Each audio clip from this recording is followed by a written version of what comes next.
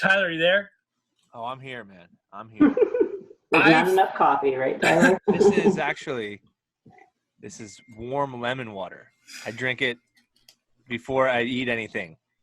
Why? I don't know. I read that warm lemon water in the morning is good. I don't see how. I didn't ask any further questions. I don't know. It wasn't a doctor that said it. I don't know, but it seemed I don't like know how it could be bad. It's not like. Yeah, it's not like I didn't read like drinking Jameson in the morning is good. But so. Well, maybe Abby has some Jameson in her coffee mug. We won't ask her. But we're here with Abby Silfies, who is the executive director of the Heart Association, correct? And correct. You're also the founder of Every Ribbon Counts. So correct. Could you kind of talk to us about those things and also what you have seen in the last month or so? And then we can kind of get into how maybe people can help out. Sure. So yes, I am the executive director of the Lehigh Valley branch of the American Heart Association. And I have always worked in nonprofit over the last 10 years. And in my previous role, I had worked within our cancer community here in the Valley. And so when I went to work for the Heart Association and fell in love with their mission and wanted to lead in that way, I co-founded with a friend of mine, Every Ribbon Counts, which is another nonprofit here in the Lehigh Valley that is doing supplemental fundraising for cancer support programs across our area. So, I like to dabble in a couple different things, but nonprofit and funding a mission is definitely what I do with my everyday. So the last month or so has been incredibly unique for all of us, and I think that's the best way to put that. But in the nonprofit space, especially because we almost have to reinvent ourselves or go from doing fundraising and events and the development piece to playing a role of support in our community, to really kind of going back to basics and building relationships and trying to figure out how we can partner with organizations that are actively doing COVID-19 relief or to help work with our health systems or whatnot. So it's just kind of changed our everyday completely. I didn't think about that, but it makes sense. Like, usually, I don't want to, just generalize it, but you're doing a lot of fundraising, obviously, and now you're doing more advocating and trying to bring pieces together. That makes sense, but it's crazy how a lot of things have pivoted, and how people have had to force to adapt. But it's interesting to hear say that, for the nonprofit sector that you reinvented yourself in this time. So after this time, it's almost a confidence builder that you have another weapon in the arsenal, right? To raise funds. Not absolutely. There's another avenue to do it. So we've always, one of my personal goals has always been to build strong partnerships in our community, because I've never been one to just go into a meeting and ask for money. I think you have to, educate the people that you work with about. Tyler does that all the time, though.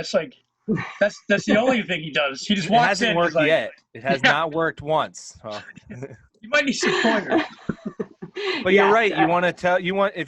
If people are giving you money, they might give it once, but you want them to feel invested and feel passionate about the reason they're doing it, right? So that makes a ton of sense.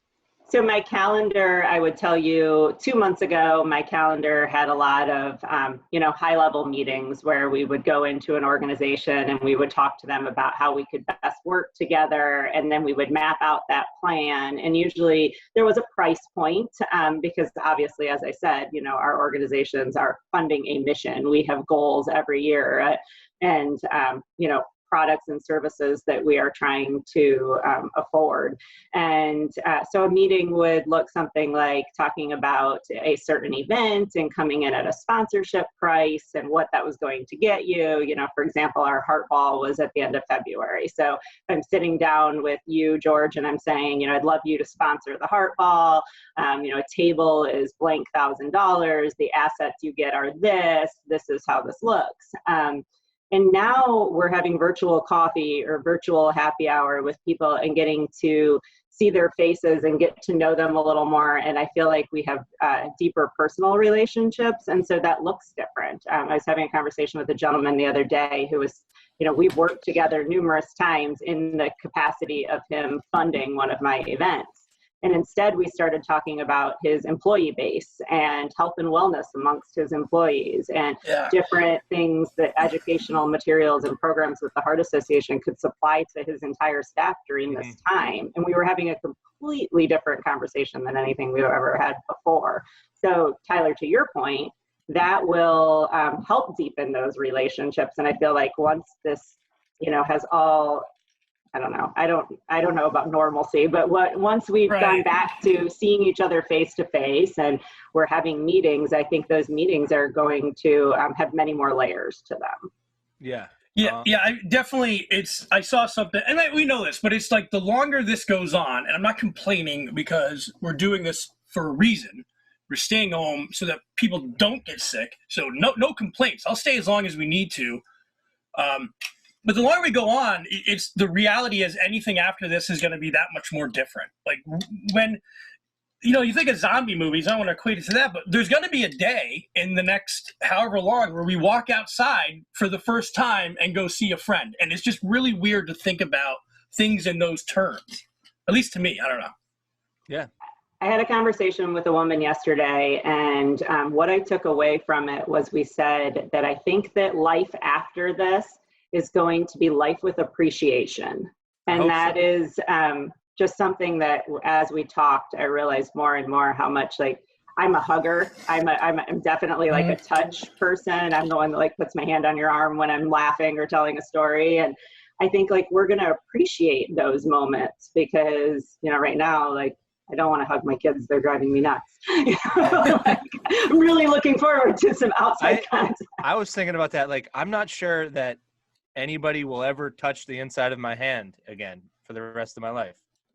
I don't know if that's a good way to think. It's an odd way to say it, but I get what you're saying. Yeah, I mean, shaking hands, I don't know if it's never going to be a thing again, but it's definitely going to be something where no one is going to judge you. You know how you would be maybe judged oh, he didn't shake my hand? No one's going to do that. You can't. You just got to be it's going to be interesting because we're going to raise grandchildren without having the lesson on how to do a proper manly handshake, man. A frat handshake. Yeah. So Abby, we hope that our next generation isn't less affectionate than we were, right? Because I hope our next generation like science. I hope that is a good thing too. I still see people somebody on my Facebook today, they posted a YouTube link from this horrible account and it's you should take this hydroxychloroquine. It's just these things are bad. Yeah, and there's too many. Why? But they're educated people. They're smart people I respect. And I went into the YouTube account and I looked at the previous videos and they're all crazy things. And and I'm not blaming them. I get people are just reacting very strongly right now, but that's another thing I hope that we get better at as a society is sifting through bad info and being able to make a more educated, because right now it's super volatile with crazy amounts of information, right? You could talk to one person and they think something and you're I think my head's going to explode that you think that. I cannot believe you think that. But then you question am I wrong? Because there's all this information. Hopefully at one point, we get back to hugging and being able to figure out what's I think that's a great point, Tyler, you make, because there's information everywhere, but a place like the Heart Association or Every Ribbon Counts or the cancer support community, these are now places where people who are scared in that situation can look to. Mm-hmm. And so Abby, what is for somebody who's doing that, what are you providing, or if you could kind of just talk more about what we talk about the Heart Association and that sort of thing, because I don't know what you're doing. So I think education is key, like Tyler's saying, knowing your resources. I think instead of watching anything that you can look up on YouTube or following it through someone's Facebook page, going to actual websites that are from reputable organizations and reading the info. I was on a call yesterday with the Heart Association, and they were talking about that there are actually a ton of people that have fear about going to the hospital when they're having heart attack symptoms right now. And so there are actual people who are having strokes and heart attacks in their homes right now because they're afraid to go to the hospital with the coronavirus. And so what we are trying to do is keep our website so up to date with educated resources as to what the symptoms are, when you should go to the hospital, how you can, appropriately diagnose yourself and know to take that risk. So I think it's really empowering yourself and educating yourself by utilizing the correct resources. So heart.org is our, easiest AHA, click in website, everyribboncounts.com. Any of our organizations are putting out legit resources that will, give you the right tools to use right now versus going on Facebook and reading what your next door neighbor says is the right thing to do. I have a question to you about kind of that. I don't know if you're going to have the answer to this. Oh boy. But so I know you deal with people from all ages, right? Do you notice a trend? Like, for example, the older generation would not seek medical attention until they absolutely need medical attention, right? Right. I feel like my generation, especially me, I will seek medical attention with the slightest hint that I might need to seek medical attention. So you get a hangnail and you call the doctor? Yeah, that's me. Who's paying for that? You see that generationally? Is that something that is good? Like, is that a good thing that the younger generations are more inclined to like not hypochondria, but freak out a little bit, as opposed to older generations, waiting till they absolutely need it? I think it's a double-edged sword because I think that sometimes it's taken too far and we are, probably bogging down our doctors with hangnails and colds. I know I am. But we really preach about advocacy and knowing your body and asking the right questions. And so I don't think there's anything wrong with, advocating for your own health. We talk all the time at the AHA about knowing your numbers, like understanding your blood pressure, understanding what your normal resting heart rate is, understanding cholesterol, all of those things. And you do need to know those things. And if something feels off with your body, you absolutely should seek help. And I think the thing that this virus is teaching us also is how we can do that without bogging down our doctor's offices and things like that. I think that these teledoc visits and video calls. I have one at 9:30. Yeah. They're incredible. I mean, they really are. I have had a few doctor's appointments that were of importance over the last month that I was really, concerned that I wasn't going to be able to get to. And, having conversations like this, I was still able to get my meds. I was still able to, talk things out. And I think we're going to see a lot more of this, post this. So to answer your question, yes, I think our parents and our grandparents wait way too long, and they were taught to toughen it out, or that, maybe seeking medical help wasn't as easily as accessible as it truly is. But we are a very educated generation, and we need to advocate for ourselves. And if we know something's wrong, absolutely, we need to seek help. In part due to the nonprofits that we have, right? So, and I think right now we're appreciating nonprofits, but I think that in the priority list of small businesses, all these things that the economy is affecting, not for profits, kind of on the important scale, people put them at the bottom for some reason, right? Yes. Because there's no tangible thing they're buying, and but how important are keeping our not-for-profits available because of this stuff, right? Well, it's critical, right? Because our generation, we just talked about us being able to be educated and to advocate and things like you said, we're providing a lot of that education. We, are coming up with new ways to train CPR, and that is critical, right? And so for the Heart Association, us being able to have the funding to still supply all of these kits for our first responders to be out training in CPR, to be able to have CPR kits in all these different businesses and such, which is needed more than ever. We need the funding to be able to do those things. There's a group in Philadelphia that is working with a couple of the area food banks, an AHA group, and we're providing all the refrigeration and freezer units for the food that they are then storing to go out and supply to these areas that need it. And I was listening in on a call, and they were saying about how much funding is down over the last month because people want to buy the food and they're not realizing that it's tough. I mean, I get it. It's just tough too. You're in a hard position because you're asking people, hey, you might be laid off, but we still need help too. I'm not saying it's a problem. It's just it's a difficult position to be in, where everybody's in it. It's Yeah, you don't want to rob Peter to pay Paul, but I mean, just for my own, like with cancer support community, we do a lot of work with them. I know that they're doing they're doing a lot of stuff virtual, but they have to make cuts because it's just, they're not able to do, it's not even people giving money, it's you're not able to hold your events and you're not able to do the fundraising things that you were able, that's a staple of getting money. So I think when we're out of here, we should have like the biggest, like, nonprofit party for all these groups. Like, seriously, have them all come and they can divvy I'll up donate. afterwards. I'll do stand up for free. I don't know if anybody will come, but no, you have to pay. You're all right. I have to pay. I pay money to do stand up.